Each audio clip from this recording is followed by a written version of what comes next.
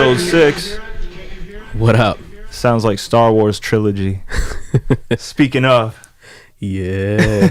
It's one of my favorite. Yeah, you've had that for a couple of years now, right? Yeah, man. It was an ex-girlfriend's present to me when things were good. You didn't burn that one, huh? Nah, I was like, it's Star Wars. It's fresh. Adidas. Exclusive. Yeah, buddy. So now we are already up to episode 6 of the Terrible Reception podcast. Boom, boom, boom. Thank you guys for sticking around. 6 episodes in. We are trying to provide you guys with more consistent content. So we are recording this episode several days after episode 5. Yeah, man. So hopefully we can get this to you guys a lot quicker because we have a couple loyal listeners that have been asking for more consistency from us. So we're doing our best. You know, we're working on a lot of new music, some YouTube videos, and we're also working on the podcast as well. So, you know, we kind of have our hands full at the moment, but we're trying to bang it out. Content and quality all day. Yeah, man. So let's get the intros in. Yeah. I am Jay Suarez of Benetton. Oh, damn. He called me to it. I was just going to say Parlay today. Hey, what's up, guys? I'm Parlay. And you guys are definitely tuned into Terrible Reception podcast. Yes, sir. So you wanted to record this episode one day earlier than I had anticipated. So I felt like it, you know, the energy was good. Let's keep it moving. I mean, that's true. We always have something great to discuss. Yeah, I can't be mad at that. So so you're going to be leading this one. Yeah, man. I'm going to go through my list of topics and I'll jump in whenever I see fit. Okay. So cool. I wanted to start off. I know I've approached a couple in the past, but I wanted to know what was your insight on fad diets, on health in general, and you know what's funny? I was going to ask you about this the last episode. And I really forgot. Oh, that's crazy. I was going to ask you. Actually, you lead the way because you're on the keto diet right now, right? Yeah, I'm on the keto, but I still want to get like your insight on like, you know, I'll give my 2 cents. I want you to run it just a little bit. Well, what do you want me to say? I just want to say what's your basically your perspective on like these different diets and these different I guess like ways of life. You know, people picked up vegan became really popular. It was really just like an underground culture in the beginning because it was too much for a lot of people. Yeah. We come from the 90s again where there used to be milk ads and to say, you know, it was healthy for your body, and now you're hearing the part of the pyramid. Exactly. So I'm saying it's the complete opposite. Yeah. Again, I just want your take on your way of life, how you eat and everything else. Just like, I mean, the older I get, the more I want to get into something a little more serious. Like I see you doing the keto thing. I've heard the keto thing before and I want to try it. In a couple weeks, I plan on doing it. Maybe in like a week or so, I'm going to try it. Nice. Just kind of to restart my body as far as, you know, just flushing myself out. You want to give the listeners a hint of why you're waiting? I didn't want to say it, but okay. My birthday's next week. Hey, so, this guy's birthday's coming up. So I was afraid that I was gonna relapse. Aquarian season is upon you. Yes, winter is fucking here. You can tell. Always when our birthdays come up, it's like the devil comes up. He's like, you know what? Let's turn up this cold. Let me put my jacket on. Yeah, you want to go to the club? Forget about it tonight, buddy.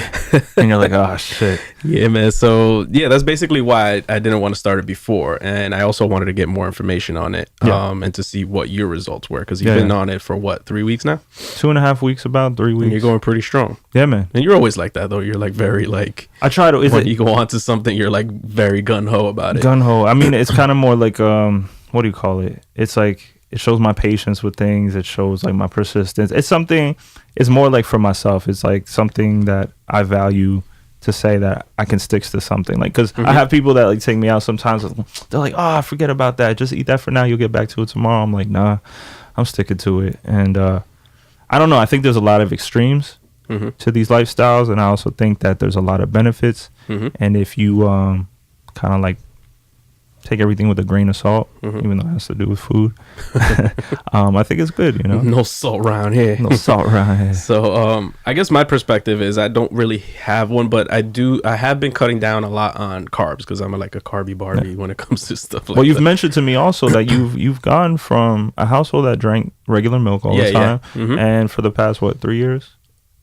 Yeah, I would say last 2-3 years we haven't had any like almond milk. milk at all. We've had almond milk. We've had coconut milk. Now, do you see any change in any parts of your body? Like they say that milk or dairy, usually in any diet, can add inflammation, mucus, all these things. So is there any change that you see? Do you feel better? Do you just like the taste in general? Well, I don't even drink milk at all, to be honest with you. Okay. You were never one of those guys. Not really. I mean, I would have my bowl of cereal here and there, but that's like once in a blue, maybe once every 3 weeks. Now, are you the type also to like, I mean, I know you have dairy in other forms. Just cheese. Just cheese. Cool. Ice cream here and there, but that's about it. Okay. I don't really consume a lot of dairy. Carbs are my thing. Now, was it because was it a lifestyle change? Like, was it somebody that initiated in your household, or was it you that said, like? I think it was my mom. My mom had like a midlife crisis. I think she might have watched something on Fable. She must have found something on Fable where she was like. And I think also with my grandmother passing, I think she wanted to like change something up. She tried being a vegetarian for a bit, and then she relapsed, and then she's been on it for like good 2 years now. I noticed because like all around the world is like different things, because your family is Dominican, my family's French, and I noticed in France, especially when you go into a lot of if it's not a big city, if it's a little village, like everybody's still stuck on like, meat, dairy, like, and the thing is, I think it's a higher grade and better quality of produce and meats and stuff like that, but at the same time, there's not a lot of health food places where you're like, oh, I'm gonna go get a shot of wheatgrass, I'm gonna do this. I feel like it's more of an American based thing, because we do live in a climate where sometimes you don't know where things are coming from, or we're the only country that's heavy on GMOs and all that.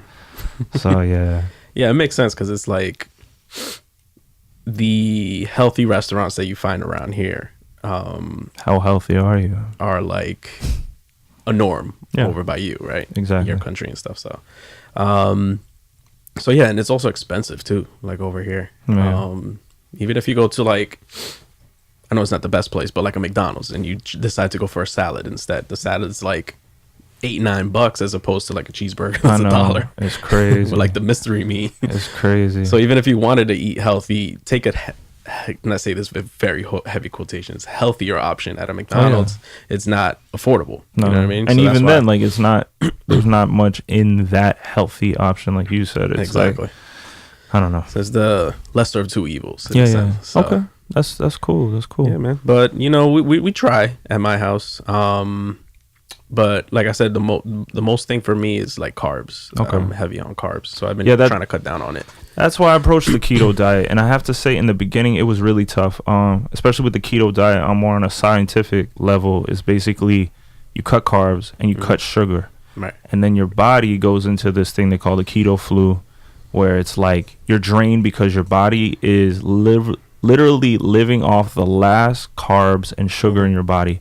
And if you have what they call like a fatty liver, it starts breaking down that. So it's like once you clear your liver, you go into ketosis, which is basically within your blood, there's ketones, and it recognizes instead of using the carbs and all that to burn energy, you start burning fat.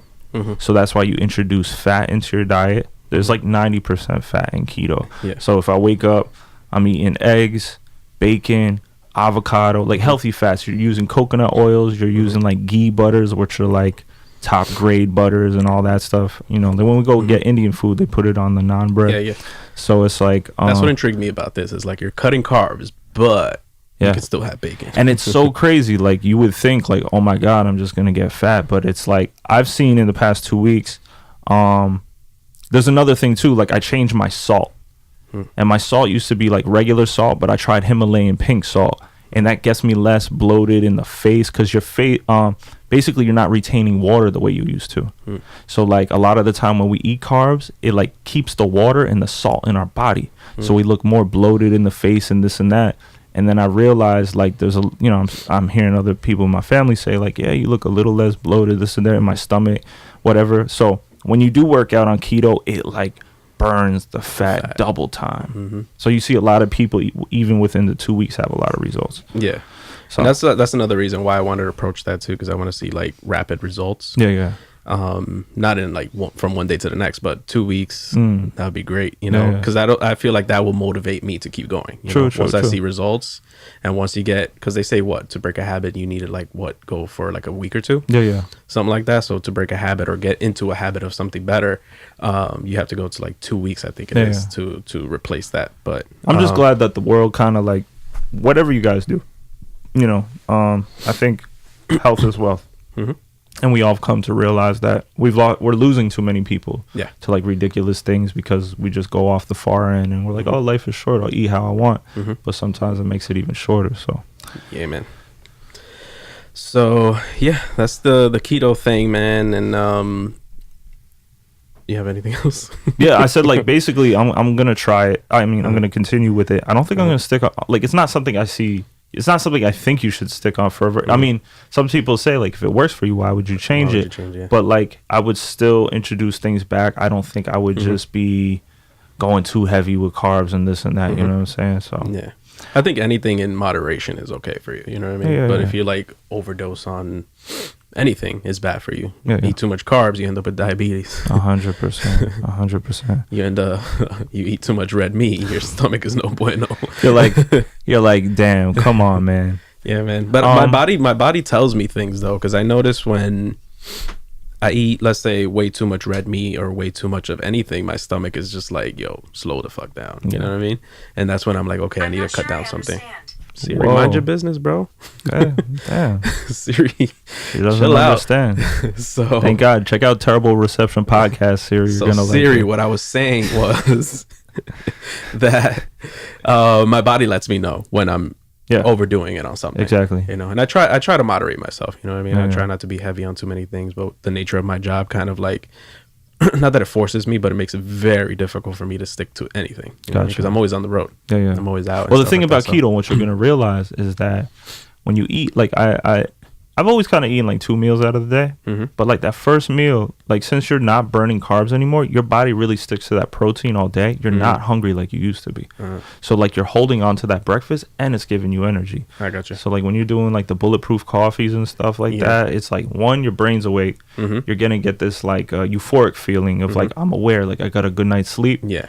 But that's another thing. I guess I could add that to the list of things that makes me want to do it, because sometimes I wake up, no matter how many hours I sleep, I still wake up tired. It really gets rid of that brain fog that a lot of people get, and that's one thing. I had it when I first started. Like when I tried a pescatarian vegan diet. Like I did those for like 6 months, like half a year to a year, and like at first I was like, oh my god, like I feel like you feel euphoric, like. If anybody's ever been like high off of CBD oil or like marijuana, it's like that, oh my God, I'm so light type of feeling. But I noticed with those diets, not because I was doing it wrong or like I was eating too many things. Like vegan diets, you can also get unhealthy with, because a lot of things they replace a lot of sugar with, or they have a lot of fillers. Like, but I just started to crash harder. It was easier to crash rather if you don't keep it persistent and all that stuff. So but keto's been working. I just wake up I wake up a little tired. Everybody does. But once you get that first meal in and that coffee and all that, you know, all that good stuff, aware. I got you. All right, cool. You had a question, or you want me to continue? If you got something, go for it. Basically in the news recently, I was kind of informed like a week ago on Shade Room that Chris Brown that's your news source, the Shade Room. The Shade Room, man. I mean, the thing is, sometimes like I'm not that one to really dig that hard into. I know a lot of other people are interested in it, but I'm seeing, you know, it's like a fad now. Anything that's bad or good becomes a fad. So I feel like, you know, the Me Too movement has opened a lot of eyes to things, but also at the same angle, you know, you have people that are like, okay, I'm gonna play the opposite spectrum of this and try to get a check. I'm gonna try to sue this person and say that they raped me. Sometimes, and they're not always telling the truth. Some people are telling the truth. They really lived a horrible situation. It changed their lives, and you know they have to deal with that day to day. But they found out that this girl allegedly said Chris Brown raped her in Paris. I did hear about that. And then after that, they found it was a false alarm. And now he's switching up and suing her. Defamation, I guess. Exactly. So Now that Chris Brown had that history, would you say that, you know, now that they see a false thing, does it really turn the tables for some people? Or are you thinking that something like this is getting out of hand? Because I see other videographer and photographer friends of mine speak on it, and they're saying one I guess he's young, maybe like a teenager kid. He asked the question, what should I do? I'm a photographer. I was actually feeling one of the models that I was shooting with. And the videographer said, don't do anything. Like, honestly, just keep it where it's at. If you can find a way to meet her outside of your work, do that, but don't say anything. Because he said the way everybody's coming at each other recently, you're better off not doing anything. And I want to see or get your insight on how you would approach the situation, especially being in this business. You know what I'm saying? Yeah. It's all vibes, to be honest with you. I'm the type that's always keeping things professional. So I don't think I would definitely never cross that line. You know what I mean? If we're doing a shoot, we're doing a shoot. If I was single, you know, I'm definitely not, you know, pursuing anything like that. What if the person's like, okay, I booked from 2 to 6 and then it's off the clock, and then that you see that person's kind of into you too, but quote unquote, you're still on set. Yeah. You know what I'm saying? I mean, it's not even like the location thing or just the nature of the business. I don't know. It's just, there's certain situations where, and I always tell people that I like come in contact with, is never put yourself in a position where you can give somebody a reason to lie on you. Exactly. You know what I mean? So with the Chris Brown situation, unfortunately, that's the situation he got himself in. Yeah. Sometimes you can't help it as a celebrity of that magnitude. That's another thing. It's a celebrity. Yeah. I feel like sometimes people are going to get mad they couldn't get on the tour bus, even if they were trying to do something. Right. And then he's like, nah, don't let anybody on here. And then after that, somebody, you know. Well, that's the job of the authorities, you know what I mean, to do their investigations and, you know, make sure that he's good. You know what I'm saying? And when I read the report, it was just like, oh well, he has a target on his back. You know, he's a good-looking guy. You know, he's a celebrity, got a lot of money, so he's an easy target, I guess. And it's easy to lie on somebody like that already has that reputation. You know what I mean? So it's. And I've never been on that status, but it's up to him to kind of just like surround himself with people that he trusts, that will vouch for him, and to avoid situations where, you know, I guess there's a one-on-one thing and stuff like that. I think it's still. I think it also can still happen to the hometown hero. You know what I'm saying? Absolutely. Like, it can happen to anybody. Yeah. If you're up and coming rapper, model, artist, director, like everybody's involved. Like you cross paths with everybody in this game. So one thing I don't like is when people are quick to pick sides, you know what I'm saying? Like I saw it on Twitter where it was like, oh, he's a good looking guy, there's no reason why he needs to rape somebody. I'm like, he's still a human being. Yeah. You know, I think Drake or his mother more than capable gave him this advice where it's called the 72-hour rule.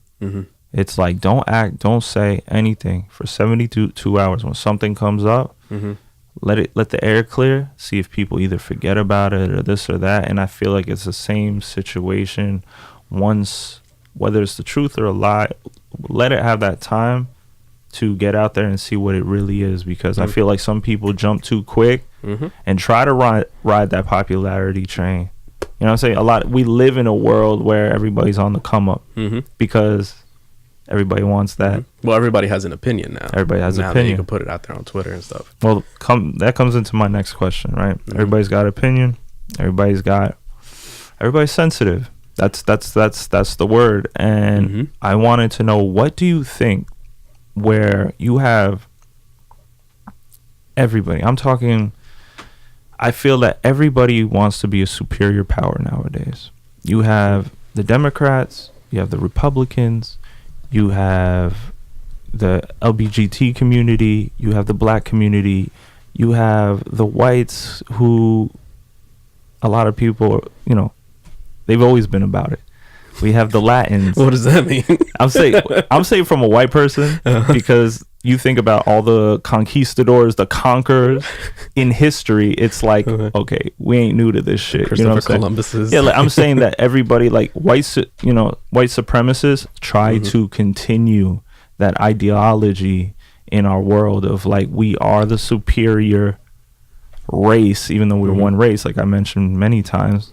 And I feel like that tension and everybody's trying to get this recognition, right? Everybody's trying to say, recognize us, respect us, and at the same time, it's always been like this in a sense where everybody's trying to get into a position of power where they are the superior.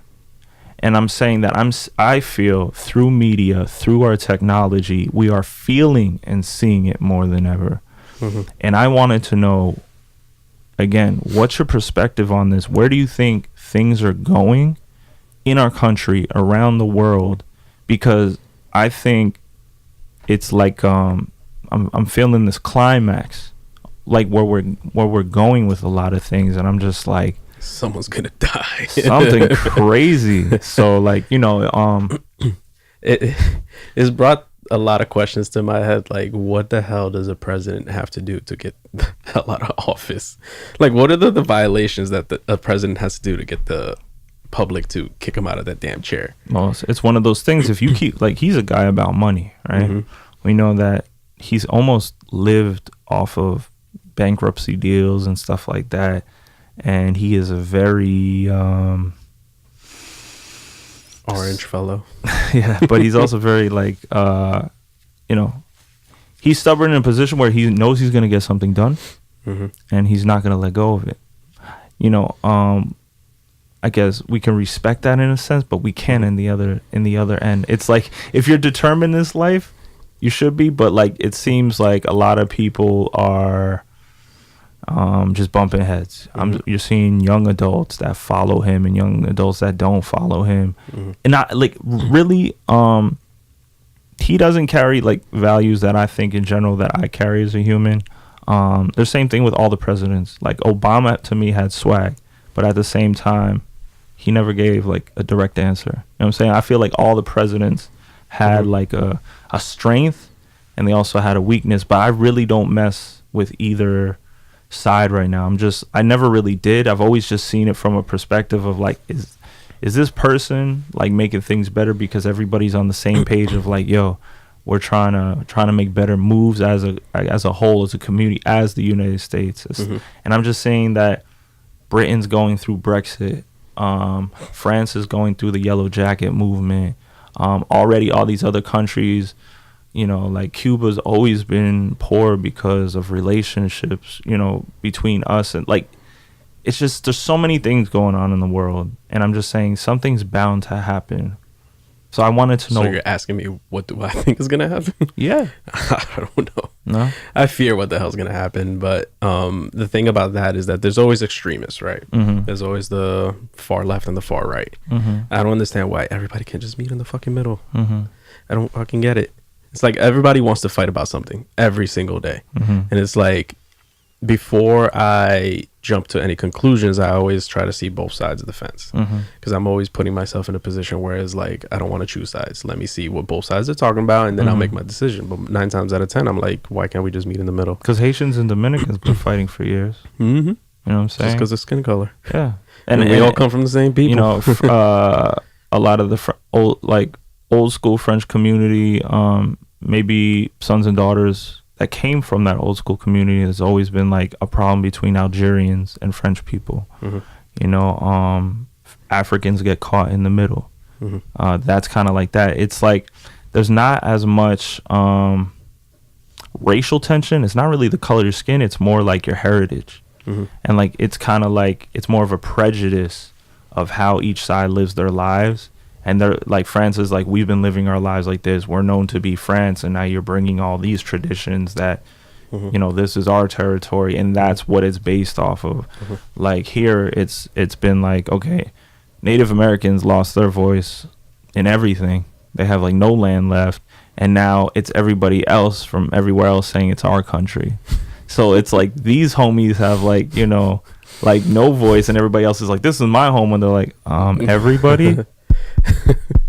Hello? We've been here. You know what I'm saying? So yeah, so I really want to ask you, like, again, like, how do you, like, I know you said you feel like you're in fear of this, or like do you know where, like, it can affect us? It can affect our business. It can affect everyone. Yeah. I don't know. To be honest with you, it would be like a shot in the dark type of thing. Gotcha. I hope that everything works itself out for the sake of everybody.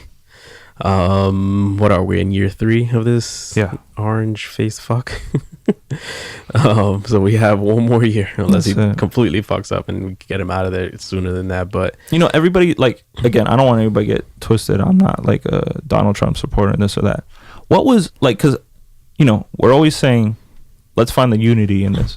So as a diplomat, right, what would you say is one good thing about Donald Trump? I know that's like a crazy question, but is there anything good that you see in him, or anything about his values that you're... Outside of the stupid stuff that he says, he's actually kind of funny. He's I funny. don't know if he's purposely trying to be funny, but he's just funny. He's just You feel funny. like he's goofy or something? Yeah. Okay. He's a goofball. I feel like he was maybe good for TV, like ratings. Absolutely. You know Yeah. And that's the thing. And I feel like that's what he uses to his advantage. Like, people are like, oh, he's straightforward. He knows what he wants, blah, blah, blah. But it's like not listening to anybody else. You know what I'm saying? I think like it just his values alone. It's very it's one-sided. It's very... And again, it's like what they put out there, right? I don't know him personally. I don't either. Like, maybe behind closed doors, he's actually a nice person. Who knows? Maybe he's just putting on a show for everybody. My dad said he met him. He wasn't about it. Your dad wasn't about it, or Trump wasn't about it? My dad. Well, I mean, he's a cocky rich dude, so yeah. The cocky rich dudes that I've met in my day are kind of the My same. dad gave me a funny little insider today. I was talking to him. He's like, Richard, you know who I met back in the day? Wonder Woman. Wonder Woman? Yeah. Like Gal Gadot, or the old school one? Old school. Oh, I was going to say I love Gal Gadot. Yeah. I was like, that's interesting. He's like, she's a very nice woman compared to Trump. I was like, really? How'd you guys get into that conversation, though? Well, he's always into politics. And I think that's why I brought it up today. I was but like, Wonder Woman, though. No, he said, he's met a lot of celebrities over time. Okay. Like my dad, he's done documentaries with Jacques Cousteau and stuff like that. But Jacques and Jacques. He said he was one of the coolest guys too. He said he's one of those. He's very intelligent, very calm. But he also did a documentary with Woody Allen. And I went to the studio with him in New York when he used to work on stuff like that. He was like a cameraman, like kind of like what we do, but he was part of a team. And he did that stuff. But isn't Woody Allen like accused of like banging his stepdaughter or some weird stuff like that? That cat's out the bag. So but yeah, he said a Wonder Woman, and he said she was very she was nice. Well, she has a nice rack. Yes. Okay. He says it was very, It made him wonder about her womanlyhood. So yeah, man. So do you have anything else on there? So I figured maybe we could start doing the segment thing. Let's do a segment. All right. So we're gonna try this new thing on the podcast. Hopefully, we can make this a segment on every episode. But we want to call it TED Talk. TED Talk. A play off of TED Talk. No copyright issues. Don't sue us, please. So TED Talk is a segment on the show that we want to talk about the gadget of the week. Yeah. Now, we either may have it in our arsenal or we may not. But my friend over here will take the reins on this one, and we will be talking about what today? Today, we are talking about the Atomos Ninja 5 or Atomos Ninja V. It's Roman numerals. What is the Ninja? The Ninja is a beautiful piece of gear. It's a monitor. So if you guys are into any type of video recording, professional, not professional, it's an easier way to, one, see your image instead of seeing it on a little 3-inch screen on the back of your your DSLR or whatever camera you use. But this one's like 5-inch screen. It's the smallest one they came out with this year. That's about the size of the iPhone Plus? Yeah. Just a lot thicker. Yeah, just a lot thicker. It's about the same size of the screen. It can give you a 1080 by 1920 resolution, but it reads 4K. Right. So you see all those details through this monitor, which is great. It's not too heavy. Atomos has other monitors for different professional types of cameras and the sizes that you guys may need. On the back here is for memory cards. So with the memory cards here in the back, you can, record externally. It's a recorder as well. So you can record the audio straight from your camera to this, and you get a higher grade of, video footage. So to be clear, it has its own hard drive. Right? No, it's actually separate. So it pulls out. You have to buy that separate. Yeah, you have to buy it separate. This one kind of comes outside of the body, but they have ones that make it a little more aesthetically pleasing. Where you have that, and they all take these Sony mount batteries. They have a mic line and a headphone jack. And when you do turn it on, I don't know if you guys are gonna hear or not. When it first starts up, it's kind of like has a little fan. You guys hear that? So it's like a little TV. Yeah, it has like a little TV. It's really dope. And you guys can see what's in focus. It'll highlight it in red. You can see if your shot is over or underexposed. It makes those things a lot easier to check. And usually it goes from an HDMI cord, which you plug into the side right here. And it goes straight into your camera, whatever input that has. And then you start seeing it on the screen. I would show you guys that, but I think you guys get the idea. Yeah, man. But again, this is so great if you shoot music videos, if you guys are working on documentaries, short films, and it's the first one. It's touchscreen as well, so you can get rid of all the little options on the screen, so you can just see the picture. You can see if you guys use cinematic bars, you can have a preview of what that looks like. If you guys are into video editing, it can hold like LUTs. And different colors that you would put on. You can either burn that into the image on here or just have your raw video. And this is going to be the first one that records raw footage, Apple ProRes footage through HDMI. So that technology is not really out there yet, but if you guys know about photos, like if you guys shoot raw, it's got all the information in the photo. So it's the same way. If you can record externally to this memory card, you guys are going to have raw footage. That means you guys can do, even if you overexpose, underexpose, when you get home in post, you can change all those colors to however you want to perfection. Yeah.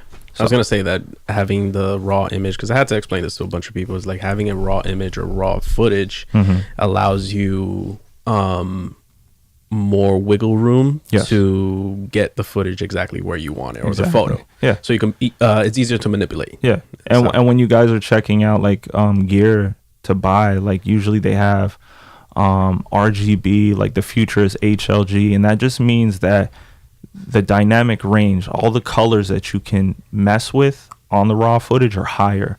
So you'll get colors that are, that you see in real life that you never were able to get through post editing.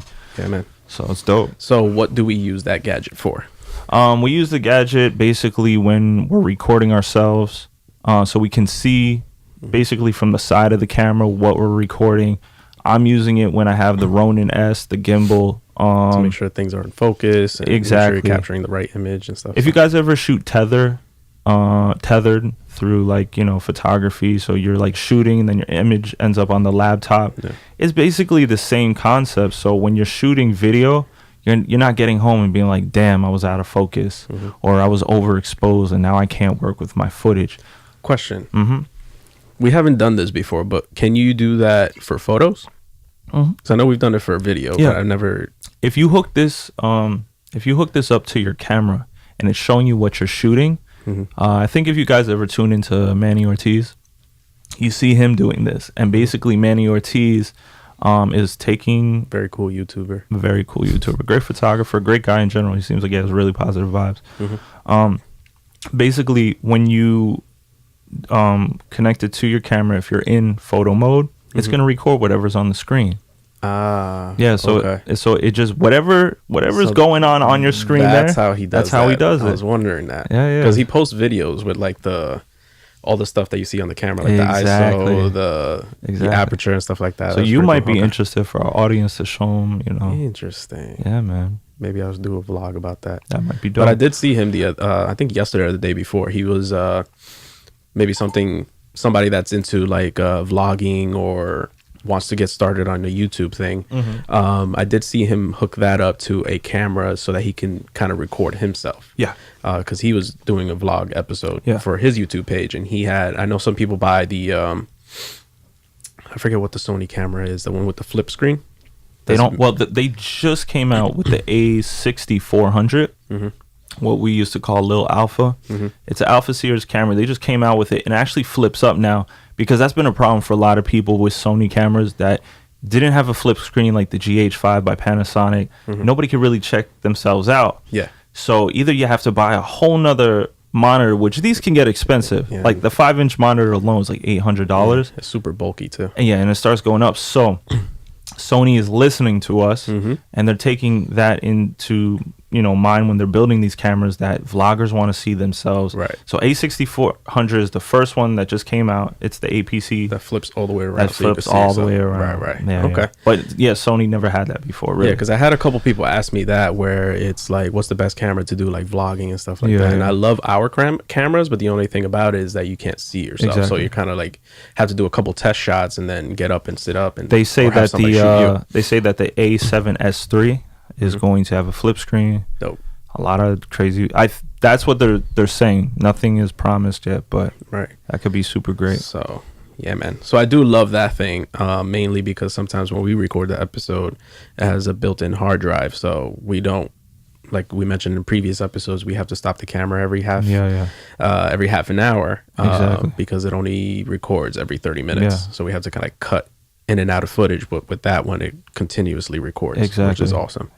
So hopefully they fix that on the next camera. But a lot of cameras are going to have that, like a little bit of its internal memory. So if you do forget like an SD card at home, you'll still have the option to record just a little bit. That's dope. Yeah. So I wanted to I guess keep on going with a tech talk. Yeah. An app that I use that might be helpful for other people. It's a good way to save money, I think, for people that are having a difficult time saving money. This has, for like myself, this has helped me quite a bit. So it's called Capital. QAPITAL. It's called Capital. Now, what Capital does is you hook up Capital. Hold on, let me see if I can pull it up. Where are my finance things? So Capital, I don't know if you can see that. So Capital, what Capital does is you can set a goal, right? So let's say you want to save money for a camera. Okay. Right? Just to keep on going with the tech stuff. Yeah. You'll set it as a goal.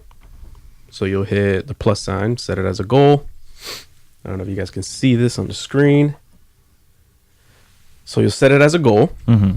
Over here, they have like some templates. So let's say do something, go somewhere, get something, pay off debts. So let's say get something. Click on get something. Now, what this does is that it allows you to pick certain rules, right? So the first rule, which I have applied to one of my goals, is round up. Okay. So now what round up does is every time you use a debit card that's attached to this account, it'll deposit the rounded up number. So let's say you buy something for $1.50. It'll deposit 50 cents into this account. Now, another one is set and forget. Okay. Which is basically you set your account to deposit a certain amount of money on a certain day. You could play that game smart and actually round up a lot. Yeah. And that's what I've been doing. It encourages me to use my debit card so I don't carry cash on me. I spend cash like this. So so it encourages you to use your debit card. And I kind of use it as a game, not a game, but something along those lines where it's like, let's see how much money I can save this week. Dope. You know what I mean? So the set and forget one is like the one I have set is it deposits $25 every Friday. Okay. So every Friday I deposit $25 without thinking about it. So let me see. There's another rule. Payday Rule. I'm actually going to download this as we speak. Right. So Payday Rule is it'll save a certain percentage on each check. Every time you get paid, it'll deposit a certain amount. So this is good for like people, let's say, that work as a contractor or something like that, where they have a 1099, where you don't get taxes taken out. Gotcha. So this is good. So every time you get paid, you deposit a certain amount and you forget about it until tax season comes around. Okay. The roundup rule, guilty pleasure rule is it'll put a little in your savings whenever you buy the stuff you're trying to resist. So let's say you'll set it up to the point where you're like, you don't want to buy food. So every time you go a whole week without buying food, it'll deposit a certain amount as a reward. That's awesome. That was kind of weird, but that's still, like, what's an example for the viewers that what's like the most you profited in a week or something? Like, what's something that you think you could really push? I went a few months without what I call cashing out, and right now I have like $200. Wow, saved, and that was from like 2 weeks. Not bad. Like 2 weeks, yeah. Because I use my debit card quite a bit, and what I love about this is the rules that I have set. You kind of set it, and you don't have to worry about it. You know what I mean? Where do you think that your money used to go? Like otherwise, like instead of having that $200, where you'd be like, oh, like coffees or something in the morning. Yeah. Well, I mean, I still get my coffees, but the good thing about it is that once you buy something, it'll deposit a little amount where you don't feel it. You know what I mean? So if you're buying a coffee for $1.50, now the coffee's $2. Yeah. You know what I mean? But those 50 cents are going into your savings. It's so funny how like money, like it's like up or down, because I notice even with the keto, it's like I thought I was going to save money by cooking at home, but when you have to be on a specific regime and it could get expensive. Until you're on keto, you don't realize how expensive raspberries are. Okay. Raspberries are like $6 because you have to get organic and all this other stuff. I mean, people should probably go organic, but like, wow. Berries. I noticed berries, nuts, and grapes are super expensive. Yeah. I saw one guy, he was talking about like, it was like diamonds versus gold. Like you would think maybe diamonds are a little more expensive, but he's like, that's something that fluctuates up and down to how many you can get in all this versus gold has more of a constant rate and price. So he's like, at the end of the day, you always want to go with gold. And I'm thinking like that too. I'm like, damn, if you're in the industry of selling berries, nuts, all these things that could be a little more expensive, like you're making profit. Yeah, man. So let's plant some berries in the backyard. I'm about it. So Capital, I'm a big user. I love Capital. Again, mainly because Jay just said he likes money. All you got to do is make sure you still got money in your account, and that's it, man. And you know, you'll save some money for whatever it is that you want to do. And that could be good for anybody that's trying to get into what we're getting into. Like, you know, maybe set a goal for like these microphones that could get a little pricey, or a camera, or maybe that monitor that we just spoke about. So 100%. You know, right now I have this savings just for like, you know, emergency purposes, just in case I ever need some like cash for whatever reason. That's dope. Or if we have to take a trip somewhere, or if we need some kind of, you know, money for whatever equipment that we need. So boom, it's there. So that's Capital, man. Capital. Hopefully Capital, you know, sponsor us or something. You know what I mean? I'm a big Step believer. Your money game up. Big believer, big user. Love you guys. Yes. So yeah, speaking of sponsors, we definitely need some sponsors, man. Sponsors are everything. Yeah, man. We help each other. So yeah, man. So let's get into like the pop culture part of the show. Okay. Poppy's poppin' pop culture. Poppy's poppin' pop culture. So the reason I wanted to do the episode tomorrow rather than today was because I still have to watch the other movie of the Fire Festival, because there's two of them. There's one on Netflix. Okay, so I'll give people some background. Okay. So when I got here, we were talking about the Fire Festival documentary that I saw on Netflix that everybody's been talking about. So there's two of them. There's one on Netflix, which is about an hour and a half, maybe an hour and 37 minutes. Okay. And then the one on Hulu is about 35 minutes. Oh, wow. There's one on Hulu as well? Yeah. So there's one about 35 minutes. And everybody was trying to jump on that train. Yeah, man. But the only thing I don't like is it's only 35 minutes. You know what I mean? And they're telling the same story, but I haven't finished the Hulu one, so I can't really speak on that one. I'm hoping that they'll tell like a different perspective of it, but the one that I saw on Netflix was so wild, and it's so crazy how somebody is so narcissistic to think that they can pull this off in such little time. It's crazy to me. This is America. Yeah, basically. So it's, to give a brief summary without spoiling everything, there's this guy named Brian McFarlane, I believe his name. He was like this tech entrepreneur who's actually pretty successful with this credit card he called Magnesium, which I've heard of magnesium. So it's a credit card, kind of like a black card. Yeah. He called it the black card from millennials. Okay. So basically, you use this credit card, kind of like a regular credit card, but then you get all these benefits. Okay. That he promised. So let's say, kind of like if you have like a Chase card or something like that, periodically they'll do like a cashback type thing reward if you use it at a certain location or Chili's or whatever. Right. Yeah. So his was more of like events or sporting events or like music events, like concerts and stuff like that. But then in the documentary, it showed that a lot of people weren't getting these things that he promised. Did Ja Rule approach him, or he approached Ja Rule? They met each other, and again, I don't want to spoil it too much, but I think they met at an event where Brian was trying to book Ja Rule for a certain party or something that he was throwing. Okay. So then he couldn't get in contact with Ja through all these people that he was trying to get in contact with. And then eventually he met him somewhere, and then they became friends. And then, you know, he pitched them this idea for this app. So now the app that they were trying to do was called Fire, Fyre. And the app would basically, what they called it was like the Uber for booking acts. So on this app, they will show, let's say you wanted to book Diplo or Major Lazer for something, they'll be up there. An airplane comes in front of your house. So it cuts out the middleman, like a booking agent, right? Yeah. So you wanted to book Diplo for an event that you're doing, right? You go on this app, find him on there, see his prices, book him, boom, done. Genius idea, by the way. So this was supposed to be like $1 billion idea. So now he wanted to take it to the point where he wanted to do this festival to promote the app.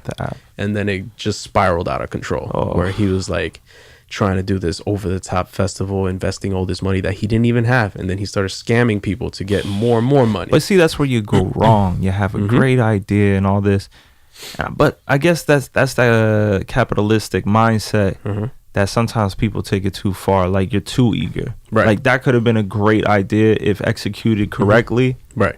I don't even think he was eager. I think he was more egotistical than anything. Gotcha. I don't know what his end goal was, because even, you know what? I don't want to spoil it. Okay. You guys got to watch it. Cool. But it was really good to see the behind the scenes stuff. See, you got him into it. I'm into it. I want to know more. And then, and again, I take everything with a grain of salt. It was a great story. I was very invested in the story all the way through. Of course, they use, whatever facts that they use. And, documentary is a documentary. It's always either one side or the other. You know what I mean? So it's like the ex-employees gave their spiel. Like, people in, where was it? Was it Bermuda? I think so, maybe. No, in the Bahamas. So it was in the Bahamas, if I'm not mistaken. And he hired like tons and basically everybody in the island to work to build this festival in like such a short window. And he promised them money. Somebody has like what is it, that slice of bread with cheese on it with that sloppy salad for like a promo. You know what's funny? They build up this festival by using influencers, right? So let's say Bella Hadid. They use Bella Hadid and like the top models, like the most beautiful girls that have like crazy followings. Because those are big names. Yeah. And they would like pay them thousands of dollars to make this particular post on a particular day and bring awareness to the festival, right? Wow. And it all crumbled by this person on Twitter posting the picture of the sandwich, the half-assed sandwich that they gave them to eat. Did you know that picture? Yeah. So it had the bread, the slice of cheese, and like lettuce and a slice of tomato. That's hardcore. So that's what was the downfall of that whole festival. I would just say because the truth navigates. But and that's like the moral of the story. You can never lie to the public because everything comes to light. You know what I mean? So, and again, this is like the fourth time I say I don't want to spoil it. Everybody go watch it. It was super dope, very informative. And, this guy is in jail right now for being an asshole. That was Poppy's poppin' pop culture, man. Yeah, man. So yeah, that was it. I haven't been watching a lot of very interesting things. I did watch the Titans TV show, which is on the DC Universe app. Which is like another streaming service. Like all these damn streaming services that are, trying to take your money. Like Netflix is jacking up their prices now, which is going to make me jump ship soon. Super annoying. And then Disney is starting their own thing where now they're pulling all the Disney movies off of Netflix and putting it on this particular app. And same thing with DC. I would have to their own thing. If you guys, if I can give my 2 cents on I would say Frenchie's choices. I would say on Netflix I've been watching Slobby's World, I think. And the hell is that? It's basically this guy that looks like I don't know, he looks like a heavyweight me, out of control, and he collects. It's a cartoon? Or? No, it's basically he owns like his own little I don't know, like vintage pawn shop. Mm-hmm. And he collects all this stuff from the 80s and the 90s. Like I'm talking about like all the kicks, like Jordans and stuff like that. He collects like fake Gucci, real Gucci. He's obsessed with like MCM, Louis Vuitton, and all this stuff. And he basically has like a lot of people come to the store, and he buys things and he trades things, and you know he's such an interesting and like cool character. And like basically he does like custom shoes. So there's one guy, he's like a Comic-Con guy. He does his own type of Comic-Con. And he came in to buy Super Mario 3. And if you guys remember, Super Mario 3 was like a yellow box. And you had like the Japanese version of Mario, which is the raccoon. And wait, the Japanese version of Mario is a raccoon? Yeah, it was called basically I forgot the Japanese term. I think it starts with a T. Takon. It's like it's the name for raccoon in Japanese. Let's see. And basically that's what Mario was in that game. Isn't Mario Japanese? Well, Mario's an Italian plumber. It was the creator. Yeah. So like he gave him that in Super Mario 3. Like the colors were better and all that. But basically, to get to my point, the box was yellow, was very colorful, and this guy had a pair of Nike Cortezes on, but they were pure white. They were like fresh out the box. He's like, "Bro, what are you gonna do with those? Those are too clean." And he's like, "What are you talking about?" He's like, "Yo, we can customize that shoe for you." So like they took his shoe, and like he's an ex-graphic designer, the guy who owns the store. So he drew up the shoe, he put colors, and his homeboy puts it together. So basically they took raccoon tails and they put it in the back of the shoe, and they did all the colors, and the Nike check was green with the mountain like textures. It was incredibly sick. Like if you guys watch the show, what's it called again? I think it's called Slobby's World. Slobby's World. Yeah, I'll check it out. And the other show I was watching was Killer Mike's. I was gonna ask you on that. Basically, like I said, Killer Mike's, I guess little 5-piece documentary series was really cool. First one, he tries to live off of black businesses, and then he goes through all the trials and tribulations of that. Second one, he's saying that a lot of people don't have jobs in America. How could people learn more trades? That gets wild. The third episode is he gets introduced to a gang of Crips, and he introduces the idea of, why don't you guys sell your own soda? So it's called Cripicola. You were telling me about that. Yeah. And then like that goes into a whole other thing. He's a smart guy, man. Yeah, he created his own religion on the 5th episode. And the 6th episode, he buys his own land and creates his own country. So I think that's really dope. If you guys have some time on a weekend or something, just want to catch like back-to-back episodes, everything falls into the next one. It's really dope. Man. That's the next thing I'm going to check out after I'm done with the Hulu version of the Fire Festival. Maybe I could comment on that next time we meet up. Shout out to Killer Mike, man. You're a dope individual, man. You're testing a lot of people's thoughts out here. He's super dope, man. Yeah. But Angry Train has something to say. Nice and late. So, do you have any more questions you want to cover? Yeah, basically, I wanted to ask, when it comes to... Jesus, hold on. Extra loud, late at night. My God. No, basically, I wanted to ask you... Things off the tracks and just going down the street now. Yeah. I wouldn't be surprised if Angry Train just comes through the window and just crashes into my room one day and goes... and we just get that footage of just like, I know you guys are recording. That was wild. Basically, on some fun shit, I know we were sharing a lot of stories last time. I wanted to get to the nitty gritty. What was one of the most embarrassing stories that you had, like something really embarrassing that happened to you, and you're just like, damn, why me? Why now? It's already gonna be good. I know. Let's go. Let's get it rolling. Oh shit. Okay. So, all right. So I'm gonna get really personal on this. Let's do it. I've never told anybody this except for one person. At its finest. Only one person knows this. Well, me, my mom, and somebody else knows this story. So, as a younger 20-year-old person, right? Yes.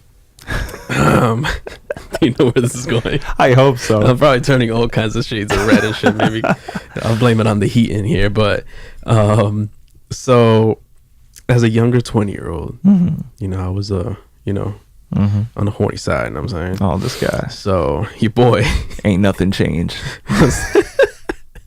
So your boy was exploring his body. Oh, okay. You know what I'm saying? So your boy was exploring his body quite a bit. And before I established my new technique, I was doing it. And this was Poppy's Poppin' Pop culture. Before Poppy's Poppin' Pop culture. Yeah. So your boy used to, I don't even know where I heard you could do this, but used to finish in a sock. Ooh.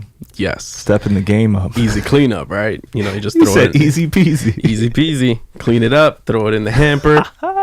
And, it'll go through its cleaning process, you know what I'm saying? So you could wear the sock later on, you know? So that's not the embarrassing part. The embarrassing part was that in a random conversation, I forget how we got into this conversation, but something about laundry and all this stuff. And of course, mothers always bring it up at the worst opportunities. So my mom used to do my laundry. Yeah. Now I do my own because I'm a grown man. You know what I'm saying? Grown man status. So this is mind you, this was a half a year ago. So this was one of the deciding factors, actually. Yeah. Mind you, I stopped doing that. Now, the thing that was super embarrassing about it was my mom brought it up. Oh. And she was like, your socks are very stiff. Oh my God. I know what you're doing with them.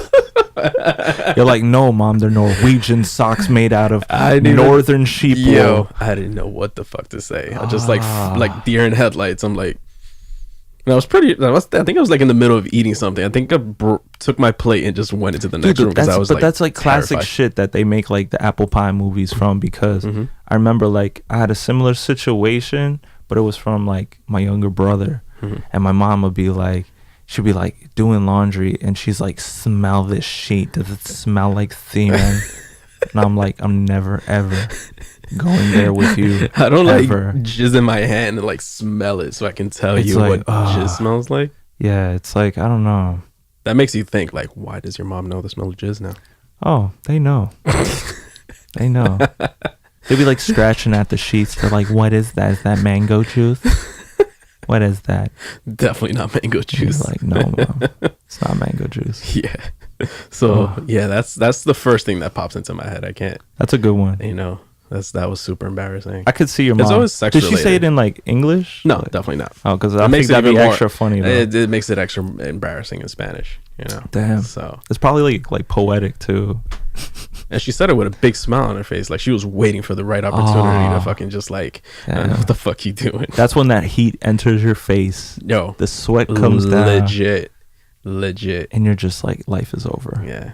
There's nothing more embarrassing than your parents like mentioning something sex related to ladies, I wonder if you have that, like, you know, you see in some movies and the girl's like about to masturbate, like she must be like super horny, and then like, you know, parent or dad walks in and everybody's like, it's your birthday. You know, like movies like that. Thank God I haven't like had any like that happen. I did have an experience once where I was like in the basement of my parents' house, right? And I was with a young lady. I don't want to put her name out there. But I was with a side note. Jay's basement carries this crazy sexual energy apparently, because everybody's getting it. Oh my God, no! Don't even remind me about that. No, I'm not. So my dad, he's talking about my dad who like builds shit out of nothing. He's like the MacGyver. Yeah, he's definitely MacGyver. So he's MacGyver and built basically a swing in the house, and my mind automatically goes to fucking sex swing. Yep. Yeah, it couldn't be anything. It couldn't be anything else. Why is there a swing? Maybe it's for my nephew. Maybe it's not. That was not childproof. No, definitely not. Nope. So you know that's where my mind went, and it was just like, oh my God. Every time you saw that thing, you always had to bring. Your dad's a character. I remember one time I was just like eating a plate that your mom or your sister served me at the end of your, I guess your dining bar in your kitchen. This guy swoops around me with a picture of him. He's fully naked. Oh God! But he has a teddy bear right in front of his junk. Every time I forget that. But then he had like a Rolex too. It up. I know. Can't go 2 or 3 months without that damn story. Fucking scarred the shit out of me. But like it was cool because it's like your dad's also scarred a swaggy, the shit out of you. He's a swaggy dude in my eyes. Like when you're at like outside of perspective, like your dad's a crazy cool guy for his age. But at the same time, it's your dad, so it's kind of like, oh, this is like he was like Dominican Tarzan. Yeah. And the funny thing is that every time he goes on vacation, he like shaves everything. Oh wow. Yeah, it was definitely like some type of thing. I was like, did you oil yourself in this picture? He's like, Papi, you're kidding me. I'm like, no, you're kidding me. So what was I gonna say? I know there was another embarrassing story. You were with this young lady. Didn't want to mention. It wasn't embarrassing actually. It was more embarrassing for the person that I was with. Because I was in the basement of my parents' house. Anal prolapse. Yeah. No, that's so gross. So gross. I saw one of those and it was not a pretty sight. No. It was gross. Turned me off completely. Anyway, that's another story. But I was in the basement of my parents' house, and to lay out the pictures, the basement, first floor, second floor. Yes. 2 bedrooms on the second floor, 1 bedroom on the first floor. Basement's like a man cave. So I was with this young lady in the basement, and all of a sudden you hear steps coming down the stairs from the second floor. A little creak. Yeah. So I'm calm because I know it's coming from all the way upstairs. But this person thought they were coming down the basement stairs. Uh-oh. This girl freaks out, jumps, because it was on the futon. So the futon's laid out, right? Wow. Jumps off, practically climbs under the futon. And she goes, oh my God, oh my God, oh my God, stop it, fix it, fix it. And you're just there fix like, it. And I'm yo, like, dude, relax. Can you fix it? Yo, relax. They're coming down from probably going to get a glass of water or something, go straight upstairs. So that was more embarrassing for that person than me. So it's a sex story for you. That thankfully that didn't end up where we weren't thumb wrestling. You got your knob twisted off or something like that. That would be horrible. I don't know if things finished after that. Yeah, that could definitely ruin the whole vibe. Pretty sure we got back to it, but Jay's like, I always get the job done. Always seal the deal. Always seal it. No, that sounds super rapey. Yeah. So one thing I wanted to bring up actually is another segment that I wanted to bring up. So we have the Tech Talk. Yes. Right? Where we talk about technology, any kind of apps or any kind of devices that we can recommend to other people. Yes. We got Poppy's Pop and Pop Culture. Boom. Where we talk about movies or anything in pop culture on that particular week. And another one that I wanted to bring up was the gallery. Now, the gallery is a segment that I want to bring up, and I want to talk on either artists that we know, or artists that we appreciate. Yes, because that's a big similarity that we have. We do always have good taste in music, very similar taste in music, and the only thing is that we can't play any of their music on our damn podcast. We got hit with the copyright issue. We got flagged 2 episodes ago with the Black Coffee song. Like, we were just trying to promote you, man. Within music culture, within artist culture, within hip hop culture, I think that we do have to show more love, especially when the homies are still alive, still around, and even if you don't receive it back, still be true to you. You know, just show love. You don't give it just to receive it. Show it because you're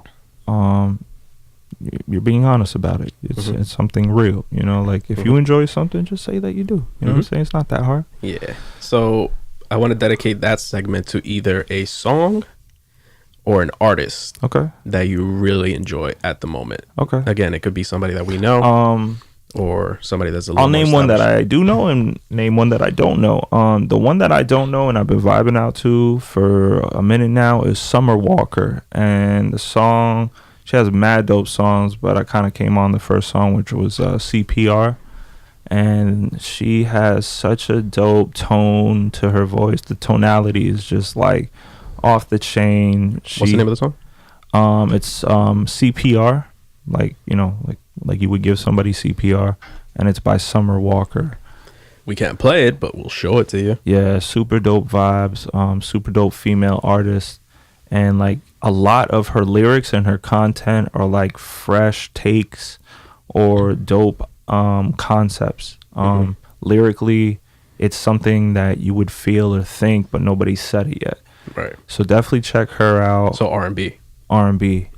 Yeah. And then an artist that I truly appreciate and I've had the honor to work with, I would say, is Des High Def.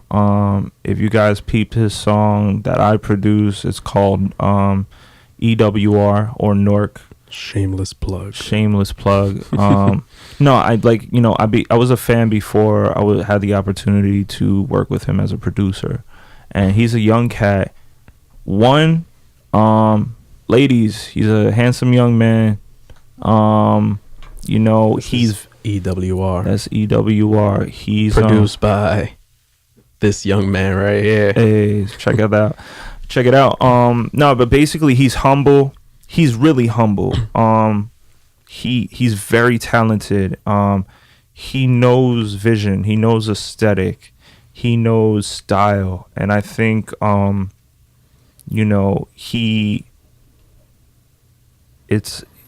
he's just, again, he's humble. He's intelligent. You know what? I've never met him before, and we talked about this the other day, where I feel like we since we're not in the same places all the time, you get to meet certain people, I get to meet certain people, and when you tell me a lot about a certain person, I feel like I know them already, especially with social media. Yeah, you know what I'm 100%. saying? So, we've had little conversations here and there via Instagram, but we've never met in person. But I can tell he has very dope energy coming from him. Very dope energy. I see a lot of ourselves within his values and how he rolls. He has no problem giving compliments. He said a lot of nice things about our work. And that's hard to come by these days, especially in Jersey. For some reason, nobody wants to show each other love. Yeah. So when somebody shows love to you, you're just like, what's the catch? What do you want? Yeah. And the thing is like he's a lot younger. He's, I think, early 20s. Early 20s, and we're around like 30. So it's one of those situations where you're like, okay, there's still neos in this world that are gonna do bigger things that they can't even see yet. Yeah. And I feel like that about him. So anything he's trying to make happen, I'm always in his corner. And before, the song that got me really attached to his work was Falling Up. Falling Up is on his SoundCloud. You guys could check out the video. Shameless plug for dope director Ronald Reed. They've been working together. They're like partners. They're like us. I was thinking, if you guys are welcome on this show too, like, it would be really great to pick each other's brains and just see what your guys' creative process is like. And you guys are young, intelligent people just making moves just like us. And Jersey has so much talent. I always emphasize that. But I think in future episodes, what we're trying to set up is kind of like Skype interviews with other people. Yeah. Because we'd love to have them in our little studio, but there's not enough space for more than just us. You know what I'm saying? True. So what we want to do is we want to set up like a Skype session where we'll interview somebody that we find is super talented, creative, super talented, creative person. And maybe display them on this monitor over here, and we'll ask them questions, kind of talk on the topics that we're talking in that particular episode, which I think would be super dope. Yeah. Until we could find a bigger space and actually have somebody in person. You know what I'm saying? So, and this is something different. Yeah, definitely. Before we wrap up, did you have some honorable mentions? Yeah, man. This is someone I've been listening to the last 2 days since I was last here, and it was from that fire playlist that you were playing. Oh, okay. I don't know what the heck was That's going on. That's called the photo shoot playlist. Crazy playlist. But whenever we're at a photo shoot, we want to bring the vibes. So yeah, so you had this very dope song by a gentleman named Brent Fayez. He's also part of Sonder. That's Brent. Yeah. Fayaz. And the song is called Lovely. Dope art too. Yeah, man. So he is super dope, man. He has super dope vibes. Reminds me a lot of The Weeknd. Less depressing. Yeah. He has a very 90s vibe too. Yeah. So it's less depressing, less raunchy. And just this song is so dope, man. I've played it on loop for the last 2 days, and it's so dope. Definitely raw vibes. So Brent Fayez, man, check him out. And who's the other one? I've been listening a lot to this David Guetta song called Don't Leave Me Alone. And it's a particular remix that I would have to search, because I can't see like the whole damn song whenever I like pull it up on Google Play Music. It's kind of annoying. Let me see. So right there, YouTube's gonna be like, "You've been pinned for a copyright issue. Like, we didn't even play 2 seconds of the song, please." I can get by that, but sometimes it's just like super annoying trying to get through copyright. And I understand, as a creative and as an artist, we want to get credit for our songs. You know what I mean? So I can't be mad at that. So yeah, the song is called "Don't Leave Me Alone." I wish I can pull up the rest of the title, but I can't. Is it me or these microphones that sounded extra crispy today? They were extra crispy last time. Oh man, always crispy. They better be. It's fucking expensive. So David Guetta, "Don't Leave Me Alone." Don't leave me alone.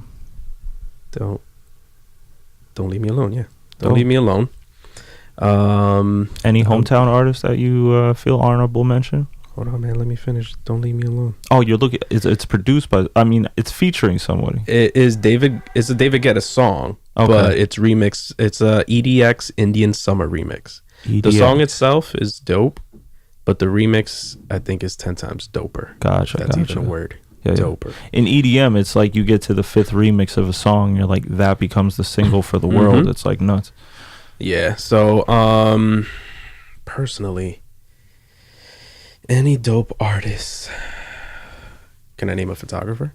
Yeah, I mean that's an artist, you know. Like, yeah, man. So I wanted to give a shout out to Sam, little brother Sam, man. So Sam is a photographer that we work with, and you met him through a mutual friend, right? Yeah. I met him through K-Stay Winning.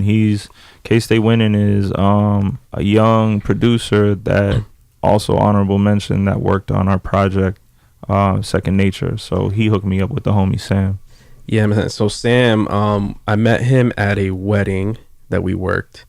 Mind you, I was really pissed off at him. I was like ready to cut him off the that first backstory. day. I don't know if I think I told him that. I don't know, but if not, now he knows. I got confused because I was like, Sam is a night. I bigged up Sam to like Jay. Like I was like, yo, he's a good-hearted kid. He looks like he works hard. All this stuff. Blase, blah. Come the wedding day.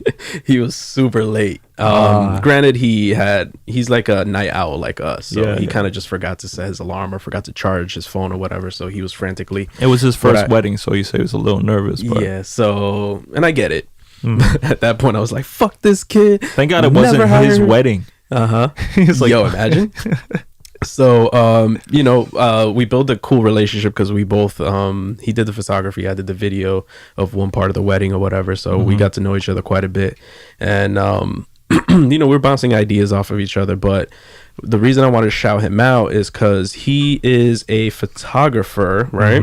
Still on the young side. He's only 25. Yeah. He's young. And when you go on his personal page, all you see is his fucking car.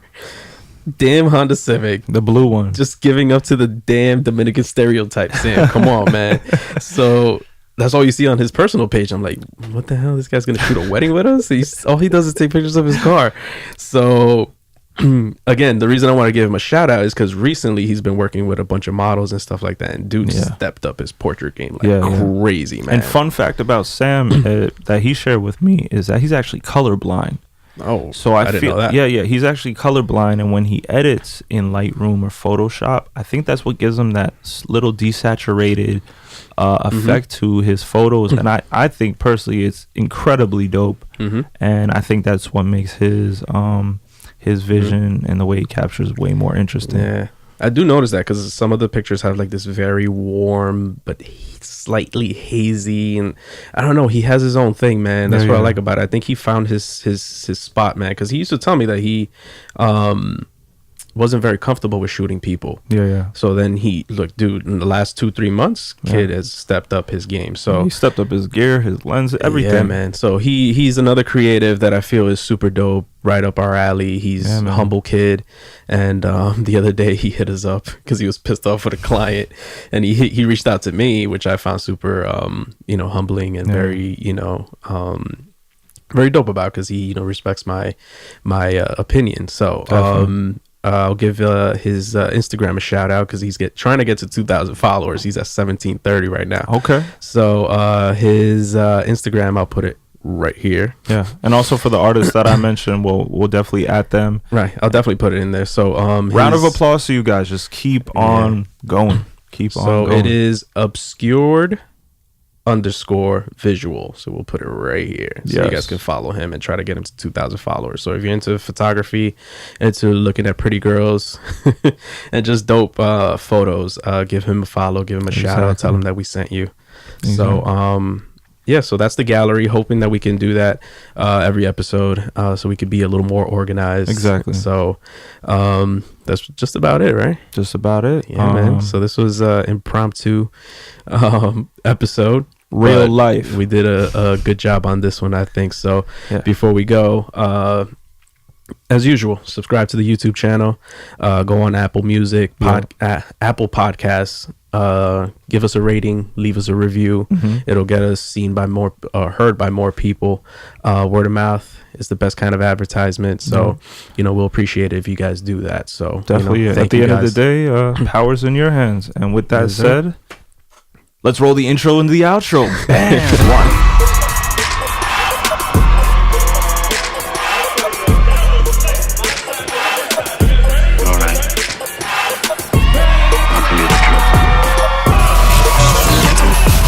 Can you hear it?